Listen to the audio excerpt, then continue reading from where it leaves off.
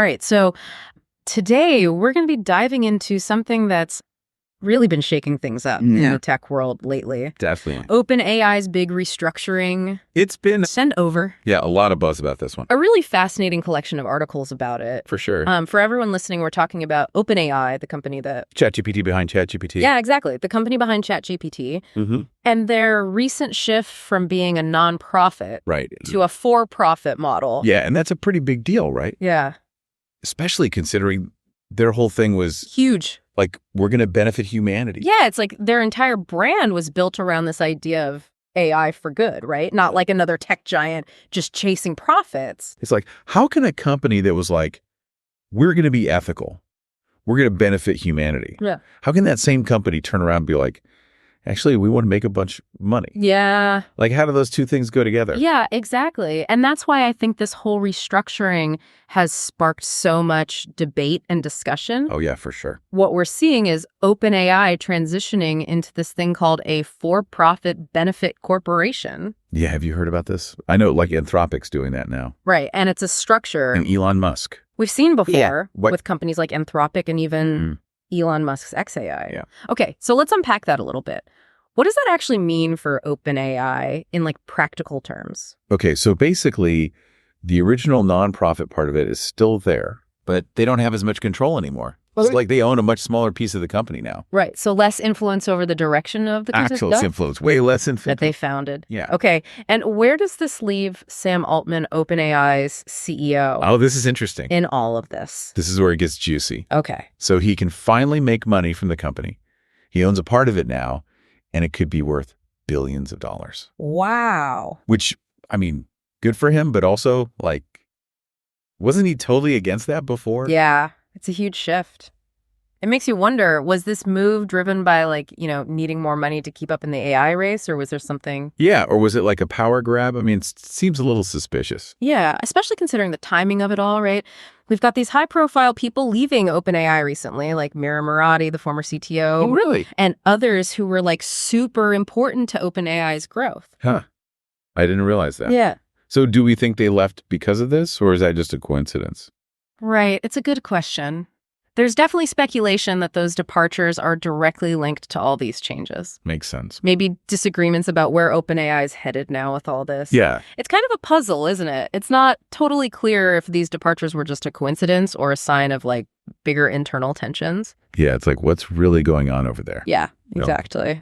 Interesting. But to really understand like the consequences of all of this, I think we have to look beyond just OpenAI itself. Yeah, that's true. Like, what does this mean for the whole AI landscape, especially when you consider how figures like Elon Musk are reacting to this whole thing? Yeah. Okay, let's talk about Elon Musk.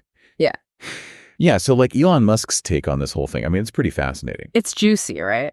Because he's not just some random critic. He co-founded OpenAI. Exactly. And then left in 2018. But now he's publicly saying this restructuring is bad news. Yeah.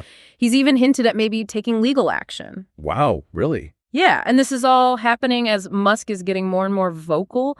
But just kind of ironic, isn't it? Like he was one of the main guys in the beginning, and now he's like, whoa, slow down, everybody. Yeah, he's like worried about AI safety, wants to pump the brakes on the whole AI development train. I mean, he even said we should just pause it all for a bit. I remember that. Exactly. So what's his argument? Why is Musk so against OpenAI going for profit? Well, he's basically saying that they're like abandoning their original mission, the whole benefiting humanity thing. By chasing profits, Musk thinks OpenAI is putting the planet at risk because what if they rush things and unleash some super powerful AI that they haven't thought through properly? Right. It's like profits over people, or in this case, profits over the entire future of humanity. Exactly. And it's not just about OpenAI either, right? Like we see this debate pop up all over the place. Think about like the pharmaceutical industry. They're trying to cure diseases, but they also want to make money. So sometimes those two things clash. Yeah. It's that constant tension between doing good and making a profit. Right. And with something as powerful as AI, it's like those stakes are even higher. Like, what if OpenAI starts cutting corners on safety just to get a product out the door quicker or to please investors? And there have been decisions within OpenAI that kind of make those concerns seem more realistic. Like earlier this year, remember, they disbanded their super alignment team. Wait, really? I missed that. What was that again? That was the team specifically tasked with making sure super intelligent AI doesn't decide to wipe out humanity. Oh, right, right. Okay. Yeah, that was a whole thing. Yeah, so they got rid of them. And what was their reason for that? Did they say anything about it? I think they said something about freeing up resources so they could focus on other safety research.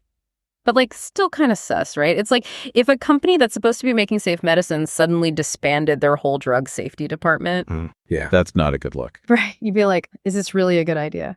So it makes you wonder about OpenAI's priorities now. Yeah, for sure. I mean, disbanding the team that's literally supposed to stop the AI apocalypse.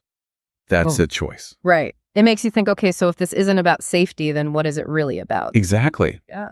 And that's what's kind of scary about all of this, right?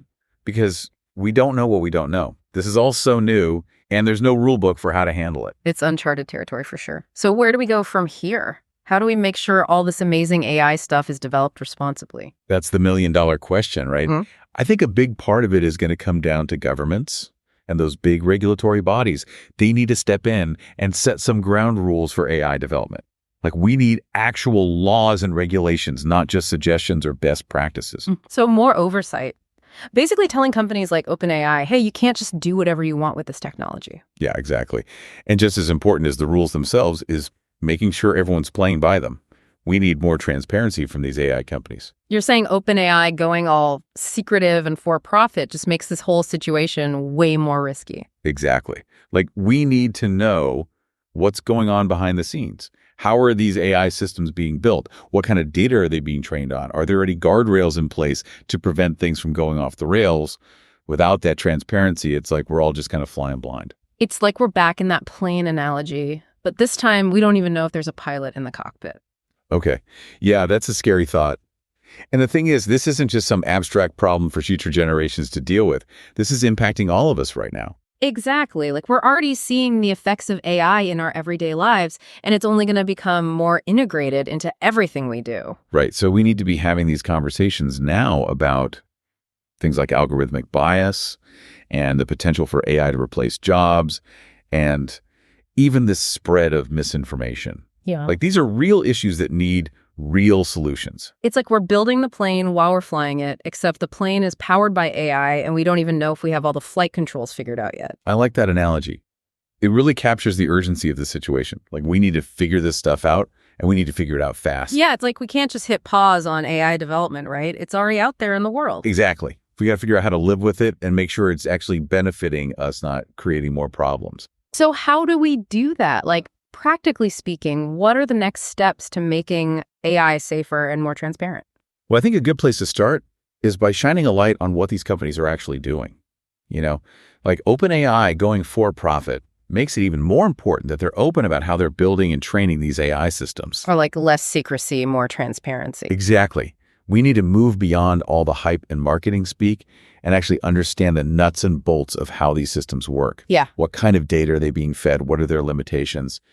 And most importantly, what safeguards are in place to prevent unintended consequences. So it's not just about making sure AI is good. It's also about preventing it from being bad. Right? It's about understanding that this technology is a tool. And like any tool, it can be used for good or bad. We need to be really thoughtful about how we design these systems, how we train them, and how we ultimately use them. It's that old saying, with great power comes great responsibility. Exactly. And in the case of AI, that responsibility belongs to all of us. The people creating it, the companies investing in it, the governments regulating it, and even everyday users like you and me. So it sounds like we all need to be paying attention to this stuff, not just the tech experts. Absolutely. The decisions being made today about AI will have huge implications for all of us down the line. So it's crucial that we're all informed, engaged, and maybe even a little bit skeptical. So to wrap things up, what's the one big takeaway you hope our listeners are left with after this deep dive? I think the biggest thing is to realize that this is just the beginning. This whole OpenAI thing is just one chapter in a much bigger story about how AI is going to reshape our world. And it's a story that's still being written. So we should all probably buckle up because it sounds like it's going to be a wild ride. Yeah, no kidding. But hey, at least we're in it together, right? And hopefully with enough open discussion, critical thinking, and a healthy dose of caution, we can steer this thing in the right direction. I like the sound of that. On that note, we'll leave everyone with this thought. What if OpenAI's move actually sparks a wider movement? What if it pushes other AI companies to rethink their priorities and put a greater emphasis on ethics and transparency? It's a nice thought, right? That maybe this whole restructuring thing could actually lead to a more responsible AI industry in the long run. It's something to ponder as we all venture further into this exciting and at times kind of terrifying world of artificial intelligence. Couldn't have said it better myself. That's all the time we have for today's deep dive. But the conversation doesn't have to end here. Keep those questions coming and keep exploring this fascinating and rapidly evolving world of AI.